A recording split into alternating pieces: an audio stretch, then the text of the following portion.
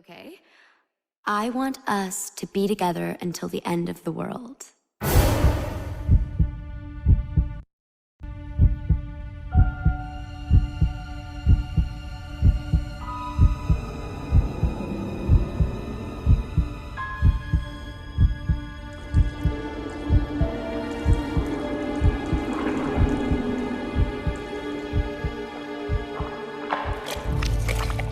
Jenny, I'm sorry. He took your girl, Rick. He took your dreams. And he took your life. Dr. Henry West, MD. He took it all. Only thing you got left is your soul. And that belongs to me. Who am I? Let's just say I'm God. Your God. At least the only God that's listening right now.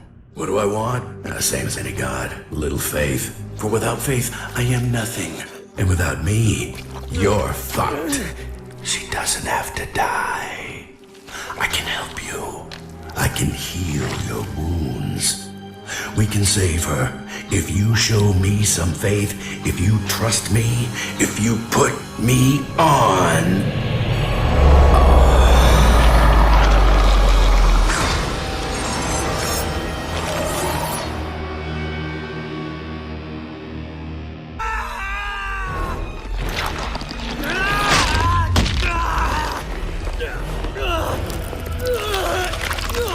Quit whining. Did I say it was gonna be fun? You're gonna have to learn to love the pain. There's a lot more of it to come. What have you done to me? What am I? What am I? You're mine, Rick. Jen. Until Jen's back safe in your arms, you're mine. Welcome back to McKiLL TV. Over the last several weeks, we've covered a variety of games, some of which were pretty lighthearted compared to what this channel is used to. But today, we get bloody as we take a look back at 2010's reboot of Splatterhouse. What's going on? Splatterhouse is a reboot to the 1988 arcade game and is a horror-themed beat-em-up hack-and-slash style of game. Developed by Namco Bandai Games and Namco Networks America, published by Namco. The game released in 2010 for PlayStation 3 and Xbox 360, and gameplay today will be from the Xbox 360 console. Splatterhouse is a combat-oriented game with the main character of the game, Rick Taylor, who is forced into fighting various monsters in either hand-to-hand combat or with a variety of makeshift weapons he may come across, such as wooden planks, meat cleavers, just to name a few. Rick is able to use super beast strength that allows him to rip enemies apart while also chaining together combo attacks, as he is usually outnumbered by monsters, but he is severely overpowered to them in comparison. When Rick takes damage, he can and will lose limbs, and can use his severed limbs as weapons, such as a club, if need be. But Rick will grow his limbs back over time, as he can be healed by the blood of the enemies. So throughout the game, Rick collects blood from these monsters. Collecting a certain amount will allow the player to unlock new moves for Rick and perform special attacks. Also, throughout the game, the player can find journal entries documenting Dr. West, who is the game's main villain, his history, while photos of Rick's girlfriend serve as breadcrumbs, and a trail to follow as the game progresses. Rick can perform splatter kills that are similar to fatalities from Mortal Kombat, which are extremely gory and bloody finishing moves. The game also has its fair share of platforming elements that can be difficult, as the overall controls in this game are all over the place, especially when we're talking about overall movement and controls. The game features the original Splatterhouse, Splatterhouse 2, and Splatterhouse 3 arcade games as unlockables. Oh, what is...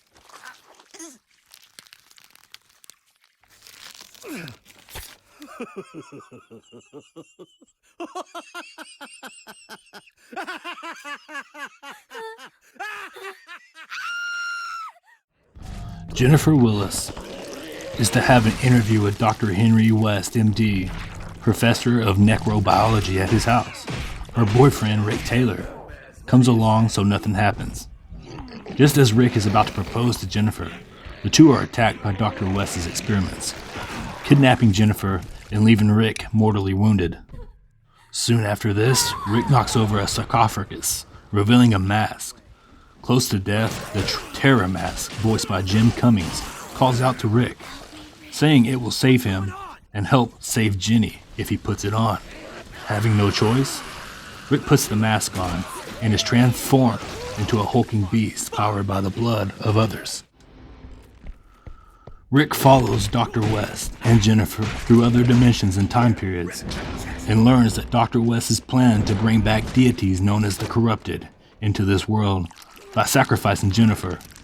Dr. West believes the Corrupted will resurrect his dead love, Lenora, who bears an uncanny resemblance to Jennifer.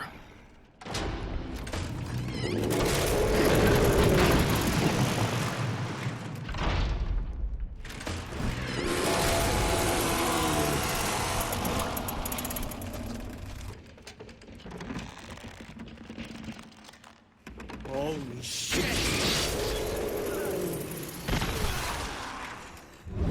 Bring it down!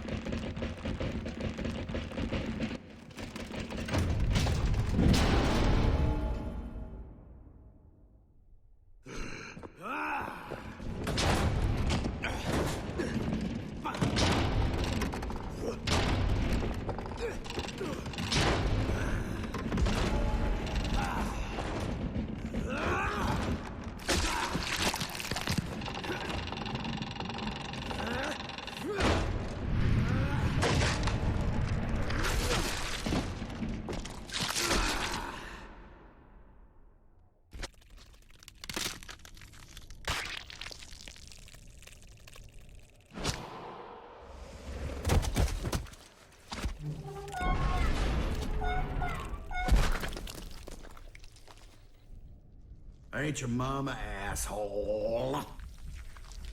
You still don't trust me, do you, Rick? You already know the answer. Well, that's too bad.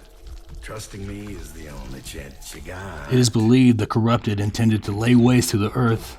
Instead, it is revealed that Dr. West and the Corrupted had previously resurrected Lenora, but she was brought back as a demonic savage.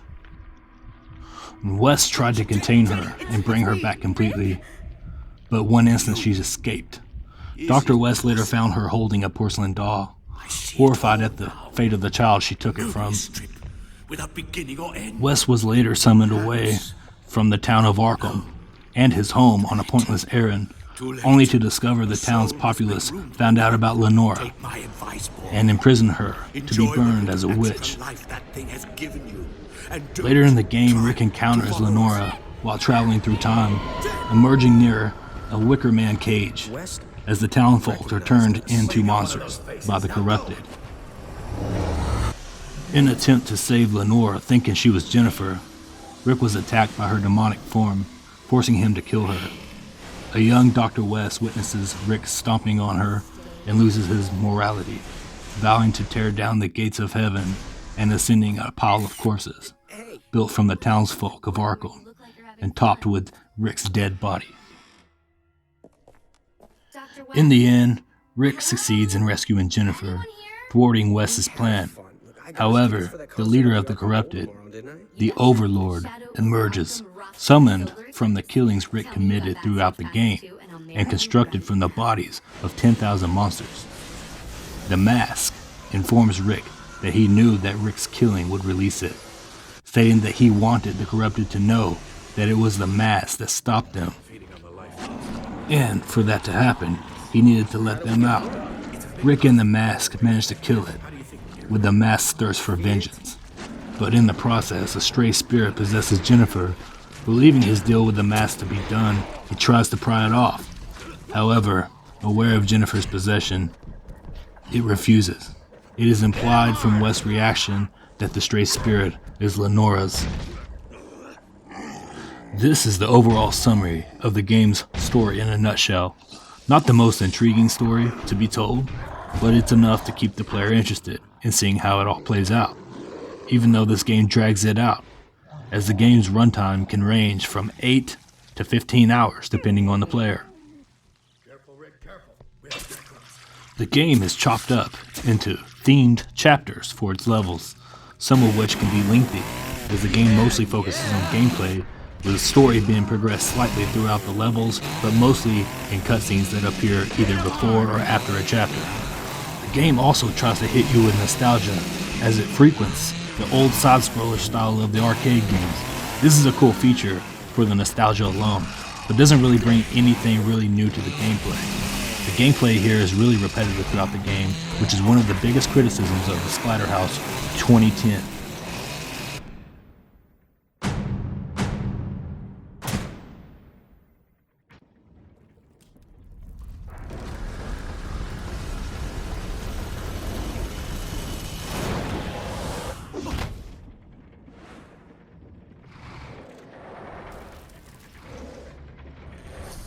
Rick? No. The game does feature boss fights, with bigger, stronger enemies, who Rick will have to fight towards the end of certain chapters.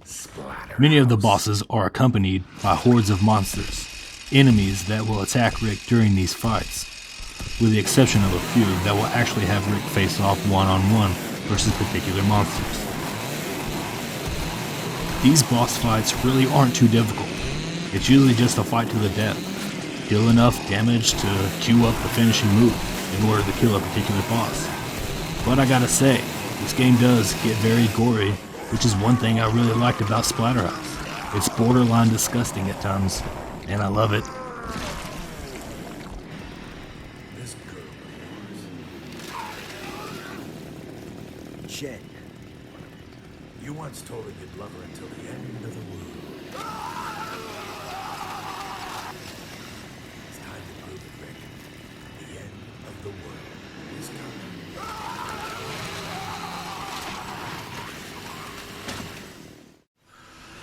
At this point in the video, I want to take a moment to let you know that if you are interested in news and updates about this channel, you can follow me over on Instagram at McKill_TV.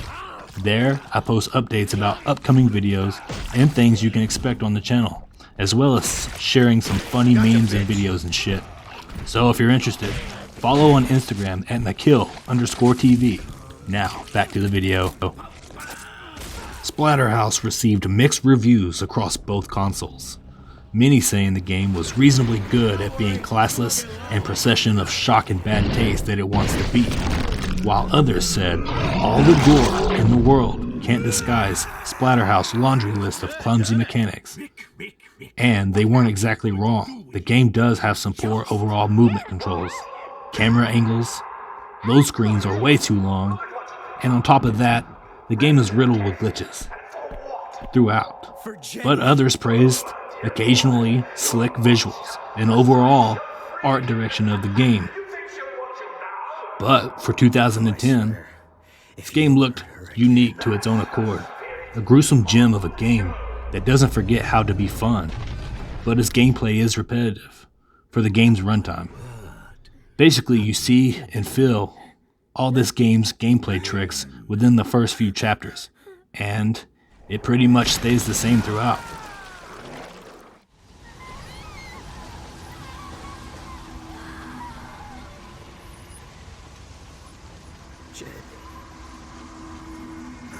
Rick, she's...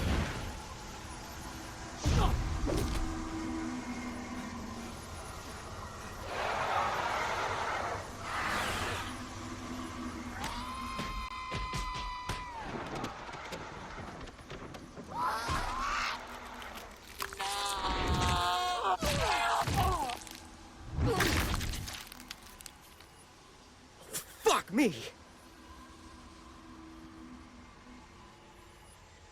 That ain't Jen. Overall, Splatterhouse manages to be a bloody good time. Even with its downfalls and its glitches, the game manages to be memorable. Maybe a little tasteless, with all the gore, but you should expect that from a game like this going in. Yes, the game is really gory and nasty, but the overall art direction allows for it to be, considering it's very cartoon-like with its character and level design. It's a game that doesn't take itself too seriously. It just wants to be fun and gross, with its over-the-top action-oriented gameplay and horror themes. With Satan's Mask, Rick is basically the most powerful character in the game, and the game constantly reminds you of this, as Rick's kill animations are gnarly, and the game's difficulty, especially in combat, makes it a pretty easy game to play through. But, like the critics said, the game is repetitive, and may not appeal to a lot of players, with its lack of innovation in gameplay throughout. But this can be said for many games in the genre of beat-em-ups. These games are what they are. They are combat games mostly made to be fun overall. Splatterhouse is a fun game, and if you haven't played this title, I recommend it 100%. No, it's not going to be the best thing you ever played, but I think if you enjoy the genre of beat-em-ups, hack and slash, action horror, then I think you'll appreciate this game for what it is.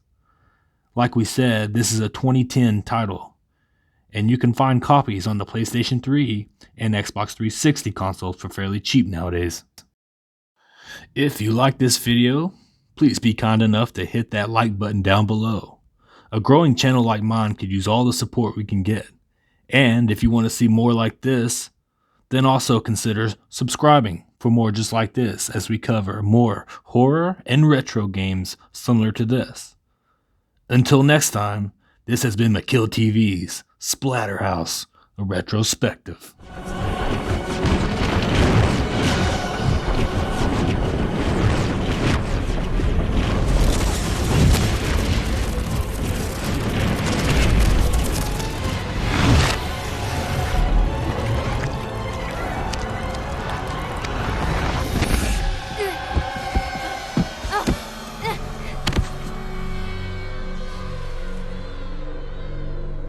You can watch stars burn out and civilizations rise and fall. But when that payback finally comes around, there's not a second of all that waiting that ain't been worth it. Hey, what do you think you're doing? We got a deal, remember? Let me go! It's over! Our deal was to save Jen, and she's safe now. You sure our deal's over, Rico? You checked on your girl lately? What are you talking about?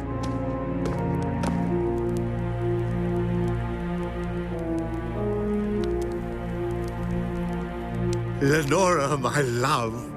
At last, you've come back to me. I'm here. Lenora, I've been waiting so long for you. My beloved. Jen, you okay?